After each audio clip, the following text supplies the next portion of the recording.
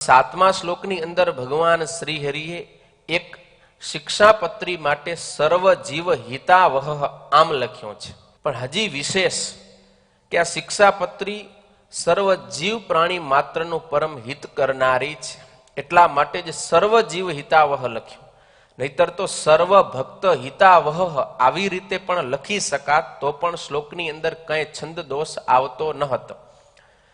તો એમ થાત કે આ શિક્ષાપત્રી સર્વે ભક્તોને પરમ હિત કરનારી છે, પણ માત્ર શિક્ષાપત્રીને ભક્ત પૂરતી જ સીમિત ન રાખતા સર્વ જીવ પ્રાણી માત્રનું પરમ હિત કરનારી બનાવી છે. એટલા માટે ભગવાન શ્રી હરિએ સર્વ જીવ હિતાવહ એવી રીતનો શબ્દ પ્રયોગ કર્યો છે.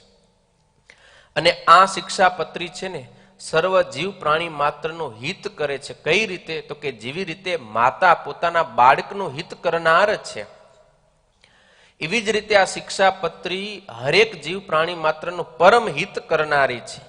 જેવી રીતે માતા છે એ બાળકને બધી ક્રિયા શીખવાડે છે, સવારે ઉઠવાથી માંડીને કેમ નાવું, કેમ ચાલવું, કેમ બોલવું, કેમ ખાવું, કેમ પીવું, કેમ શું વગેરે, એમ આ શિક્ષાપત્રી આપણને હરેક ક્રિયા શીખવાડશે. કેવી રીતે ઉઠવું, ઉઠ્યા પછી શું કરવું, પછી આપણે નાવું તો કેવી પ્રકારે આપણે નાવું, એ નાવા ધોવાની બધી શુદ્ધિ, પૂજા પાઠ કેવી રીતે કરવું, ભગવાનનું ધ્યાન ભજન કેવી રીતે કરવું, કેવી રીતે દિવસ દરમિયાન વર્તવું, એમ માતા જેમ બાળકને એક એક વાત શીખવાડે છે, એવી જ રીતે આ શિક્ષાપત્રી હરેક જીવ માત્રને આ એક એક વાત શીખાડનારી છે. એટલા માટે અને સર્વ જીવ હિતાવહ ભગવાન શ્રી હરિએ કહેલી છે.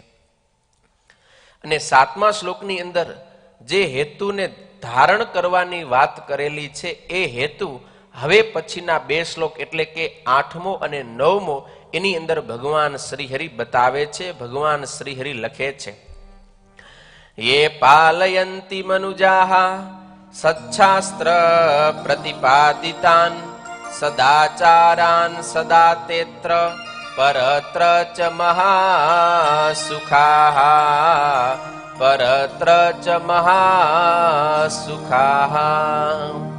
ભગવાન શ્રી હરિએ આ 8મા શ્લોકની અંદર જે વાત બતાવી છે ને બહુ અદ્ભુત છે. આપણે કરોડો ને અબજો રૂપિયા દેતા પણ આવી વાત આપણને ન મળે એવી અતિ અદ્ભુત અને તમારું મારું પરમ સુખ જેમાં રહેલું છે ને એવી અદ્ભુત એક વાત ભગવાન શ્રી હરિએ બતાવી. પણ આ શ્લોક સંસ્કૃતમાં હતો, એનો જ નિષ્કુળાનંદ સ્વામી ગુજરાતીની અંદર શિક્ષાપત્રી ભાષા કરેલી છે, જે ગઈકાલે પણ આપણે અમુક ચોપાઈઓ સાંભળી હતી. તો અત્યારે પણ આપણે આ શ્લોકનું જે ગુજરાતી અનુવાદ છે એ આપણે ચોપાઈ દ્વારા નિષ્કુળાનંદ સ્વામીના શબ્દમાં સાંભળશું. શ્રીમદ ભાગવતાદિ જે ગ્રંથ રે સત શાસ્ત્ર કયા મોક્ષ પંથ રે. શ્રીમદ ભાગવતાદિ જે ગ્રંથ રે સત શાસ્ત્ર કયા મોક્ષ પંથ રે.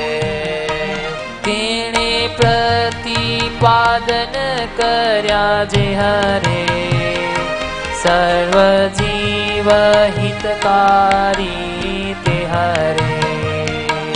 તેણે પ્રતિપાદન કર્યા જે હરે સર્વ જીવ હિતકારી તે હરે. એવા સાદી સદાચાર રે પાડે પડાવે જે નર નાર રે. એવા અહીં સાદી સદાચાર રે પાડે પડાવે જે નર નાર રે.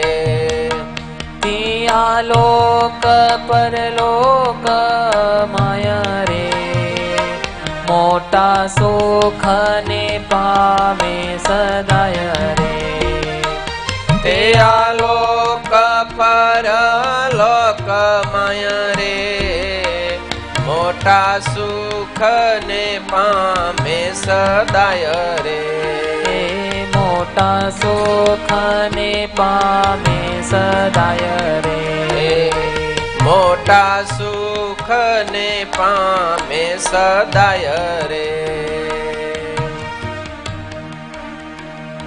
ભગવાન શ્રી હરિ શિક્ષાપત્રી લખ્યાનું જે કારણ છે એ લખતા કહે છે, શ્રીમદ ભાગવત પુરાણ આદિક જે સત્શાસ્ત્ર તેમણે જીવના કલ્યાણને અર્થે પ્રતિપાદન કર્યા એવા જે અહિંસા આદિક સદાચાર તેમને જે મનુષ્ય પાળે છે તે મનુષ્ય જે તે આલોકને વિશે ને પરલોકને વિશે મહાસુખિયા થાય છે.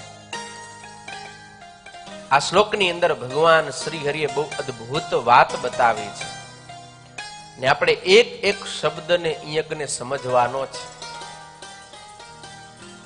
સત્શાસ્ત્રોએ બતાવેલો જે ધર્મ પાળે છે એ મનુષ્ય આલોક અને પરલોકની અંદર મહાસુખીઓ થાય છે.